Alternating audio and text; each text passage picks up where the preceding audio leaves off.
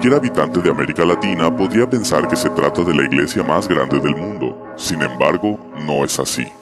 Hablando en términos de población mundial, el cristianismo es la fe más grande, con un 32% de la población mundial.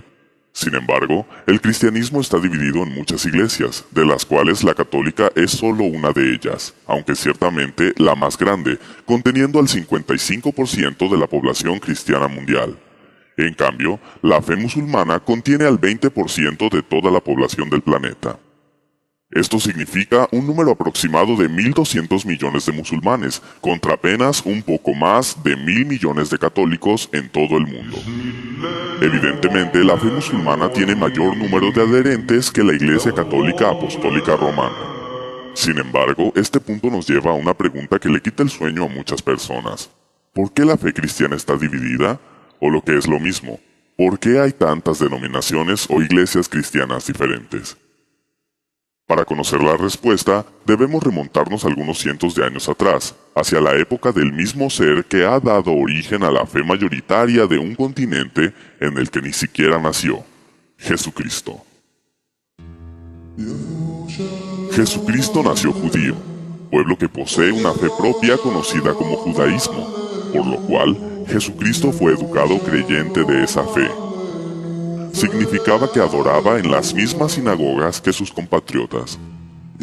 Los problemas comenzaron apenas cundió la popularidad de Jesús como el Mesías esperado, el Hijo de Dios, pues los dirigentes de la iglesia judía nunca le creyeron, y más creció su odio hacia él debido a las críticas que él hacía de sus prácticas erróneas, y debido a que como Hijo de Dios, proclamaba tener la autoridad para llamar sus propios ministros, a cuyos principales 12 llamó apóstoles. Por lo tanto, los sacerdotes y autoridades políticas judías decidieron hacer con él lo mismo que habían hecho con casi todos los profetas anteriores, es decir, matarlo. Una vez que Jesús ya no estaba entre ellos, los apóstoles tomaron las riendas de las congregaciones, y podemos apreciar claramente que ellos ya celebraban sus propias reuniones de adoración separadamente a las de la religión judía. La razón era muy sencilla: los seguidores de Cristo lo aceptaban como el Hijo de Dios y el Salvador, cosa que los judíos no han aceptado hasta el día de hoy. Después de la muerte de Cristo, los judíos continuaron persiguiendo a los cristianos. También los romanos se sumaron a la persecución. Una vez que los apóstoles y muchos de los creyentes en Cristo fueron muertos, la iglesia cristiana antigua tuvo que ingeniárselas para continuar funcionando, pero esto conllevó muchos problemas, pues comenzaron serias discusiones referentes a diversos puntos de doctrina, ya que no había voces que los miembros de la congregación reconocieran como autorizadas para dar una respuesta satisfactoria. Para tener un ejemplo de cómo la doctrina cristiana original fue sufriendo modificaciones con el paso del tiempo, basta con repasar la lista oficial de papas y los hechos más trascendentales que hicieron durante sus administraciones, tales como ordenar a las mujeres para entrar a la iglesia con la cabeza cubierta en el año 67 al 76, la institución del agua bendita entre el año 105 al 115, etc.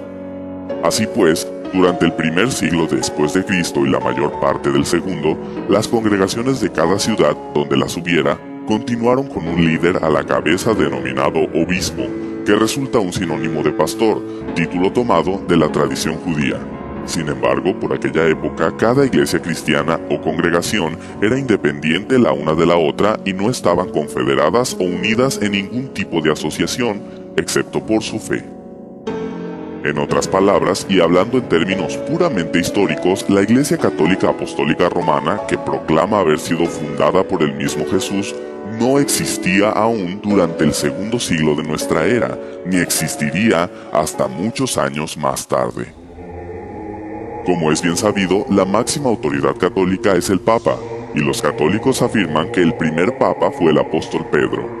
Empero, en ninguna parte de la Biblia se menciona que Pedro haya sido nombrado Papa por Jesús, y esto es porque la palabra Papa no fue aplicada al máximo dirigente católico sino hasta el siglo XI, cuando Urbino II, obispo de Roma, propuso que se usara ese término para denominarlos, pues hasta ese año, 1093, se les llamaba Pontífice Romano u Obispo de Roma, o sea, que en realidad el primer papa no fue Pedro, sino más bien Urbano II. La razón es obvia.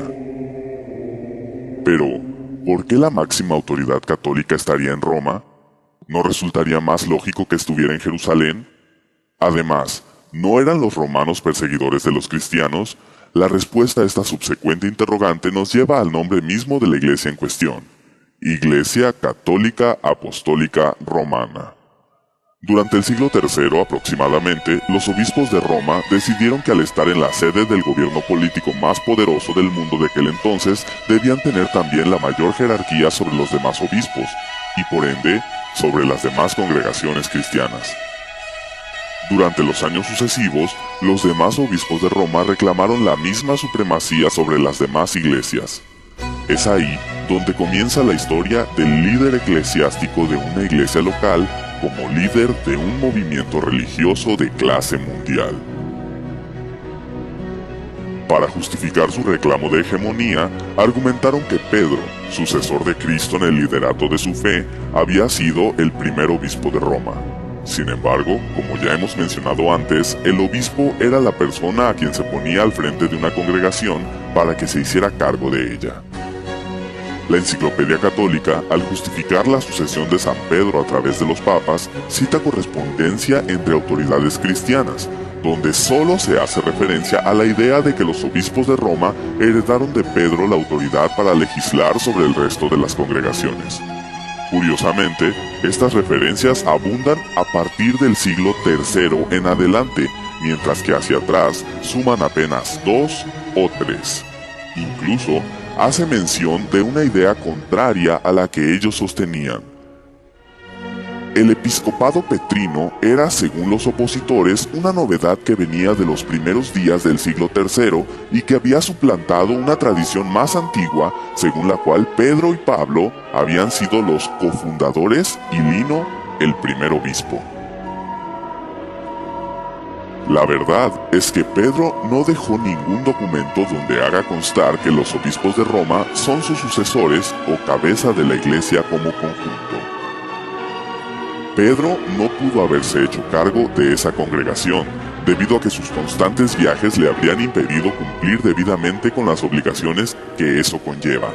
De hecho, la aseveración católica de que Pedro vivió en los últimos años de su vida en Roma es virtualmente imposible de comprobar históricamente. Inclusive, la misma Enciclopedia Católica lo afirma de la siguiente manera. En cuanto a la duración de su actividad apostólica en la capital romana, la continuidad o no de su residencia allí, los detalles y éxito de sus trabajos y la cronología de su arribo y de su muerte, todas estas cuestiones son inciertas y pueden resolverse solamente mediante hipótesis más o menos bien fundadas.